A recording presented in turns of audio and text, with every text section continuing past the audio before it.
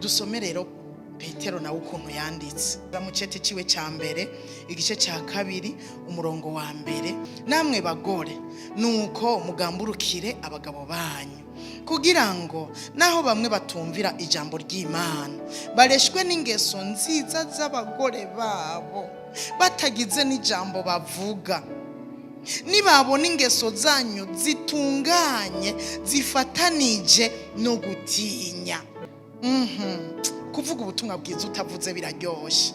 Ukaza wumva umuntu avuga ngo narakuravye gusa numva ndakwiye gukurikira iyo Mana wakurikiye, biraryoshe cyane. Mugamburukira abagabo banyu kugira ngo naho bamwe batumvira ijambo ry'Imana, no kuvuga abagore bafise abagabo badakijijwe, nimubicisha amajambo ngo cyahu Yesu aragukunda, urumva rero Yesu, oya nimubicishe amajambo.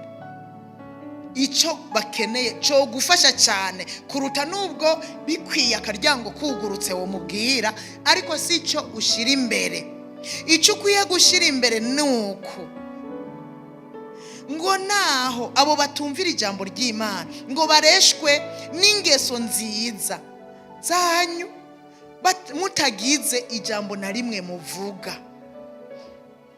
Nibabona ingeso zanyu zitunganye zifatanije no gutinya, bace bubaha Imana, bumve bokurikira. Ingeso ziravuga ubutumwa bwiza, gukizwa neza biravuga ubutumwa bwiza. Ugushaza kwanyu niko uko gutsiba umushatsi canke uko kwambara izahabu canke uko kwambara impuzu nziza, ariko kubuka umuntu ahishijwe wo mu mutima. Ugushaza kudashira niko mutima w'ubugwaneza utekereje, niko kw'igiciro kinini imbere y'Imana. Haleluya.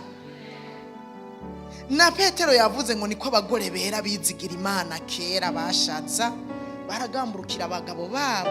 Baduhaye akarorero ukuntu Sara yamwita ngo umwami wanje, niko karorero baduhaye. Ariko ibyo sivyo byanya mukuru nama numva bavuga ngo na be sheri shu be ta mugabo. Ego urashobora kwigana Sara ukavuga ati mwami wanje, ariko ibyo sivyo bihambaye. Be shu sheri tundi hani nani bagiye hani nani bagiye ubuki hani. Biraryoshe cyane ivyo bintu iyo ariko biri by'ukuri mu mutima.